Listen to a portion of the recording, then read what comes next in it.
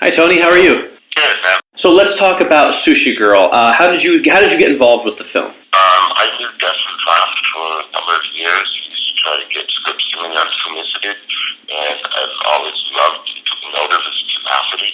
And finally, he got one to me through the right sources, my agents and stuff, and we met. And we all got together a year before we actually started filming. We were ready to go at one point, something went away. And then the reason I came aboard as executive producer because I went along with them and helped secure some funding sources, and it worked. And we called everybody and said they're ready to start playing. And it was a great script. It was character driven, and that appealed to me. And I love my character. It is a great film. I really enjoyed it. What I loved about it, it is an ensemble piece, but you really got to carry a lot of the film on your shoulders. I mean, your character does sort of, drive the events. Is there added pressure on you as an actor when you're sort of, kind of the face of this movie? There's more pressure being a producer / actor. Mm-hmm. As a producer, you're kind of a side figure. So moments when we're not rolling and people can go run off and corral, I'm the one that has to chase people and get them back to the Right. playground, the real playground. So that part, but being a father, I have two wonderful, early 20s children, and, if you can manage that, you can pretty much manage any actor in the world. So it was just, and we cast the right people, half of the success of the film is who you cast. Casting people that enjoy the characters that they're given. Right. People that show up with their A game, show up early, show up prepared, and ready to listen to each other. Right. And I think that makes a good ensemble experience.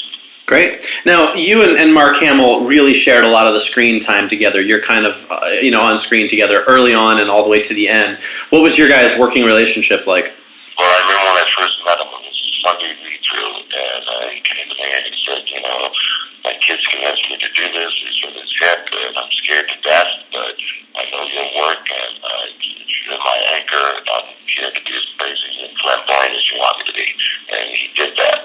Right. And, I think everybody, Mark, myself, Jimmy, Noah particularly, we all wanted to drop whatever strong identification things we had with, pop culture. Uh-huh. And once we were in that room, there was no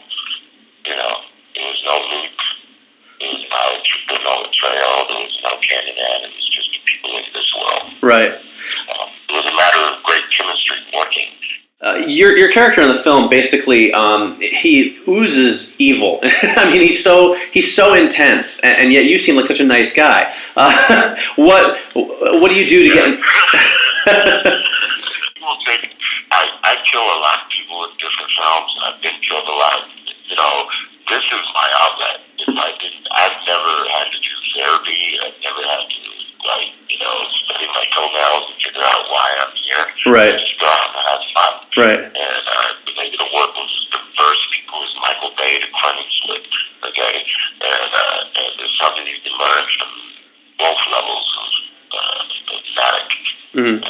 fanatic drive to just create a project, So, Right. you learn, you give, you get, and you keep doing it. Definitely. I'm honored. I know how many actors there are in the whole world that want to be actors, but for whatever reason they have a timetable to put on themselves. They say, I got to make it in a year, I got to make it in 2 years. You never know. Right. You just don't know. And if you really want it, you stick with it, you'll get it. But Absolutely. no one can predict who's going to make the most money or who's going to, stick around. I've been in this for 22 years, and I've had time in my life. Sure. I want to touch on an area of your career that I think not as many people are familiar with, and that is that you do a lot of voice acting. And I was curious, what is it that you like best about voice acting as opposed to on-camera work? Well, they're different. And voice acting, you tend to just, it's isolated. You're just basically using one method of your weapons to create a character. So it's another kind of challenge. Mm-hmm. I mean, when I performance, for example, you're tapping into something that appeals to children, basically, and you're trying to bring a toy to life. Right. So you don't want to mess that up. So working with Michael Day on that, we did, 20 different sessions to get those situations as bombastically real as we could. Mm-hmm. So when it works, it works. Right. Voice acting is, it's a very coveted marketplace. Right. It's probably more competitive in the voiceover world than anywhere else. There's so many talented voices out there, and sometimes it's not about who you are, what you sound like, it's being right for that situation. Just like the other things, I guess, but even more so. Absolutely. And I'm happy, because I get sometimes it's like I now get little kids, 6 years old, coming up, and they don't care about the hundreds of characters. They see one animated person there on the table, Yeah. and they do, hey, that's like happy. I'm getting quite a few action figures like that. That's awesome. Do you approach your roles differently when you're just voicing them as opposed to when you're approaching them on camera? No, it's the same kind of skeletal work. You try to build, you find something that you can believe in and go for it, and then you let that happen. I just did Call of Duty Black Ops 2. That was one of the best experiences I've had in the last 5 years. Just the magnanimity of it, When they told me it was between me and one person, they didn't tell us what it was. They said it was something else. I just let it go. And at the end of the day, they said, oh, yeah, by the way, it's Call of Duty, But I had to sign a non-disclosure agreement. And for 6 months, I couldn't tell any of my cherished friends and families for fear that they would leak it. You know what that's like? I'm sure. It goes out and makes $1 billion in 1 week. Go figure. Right, exactly.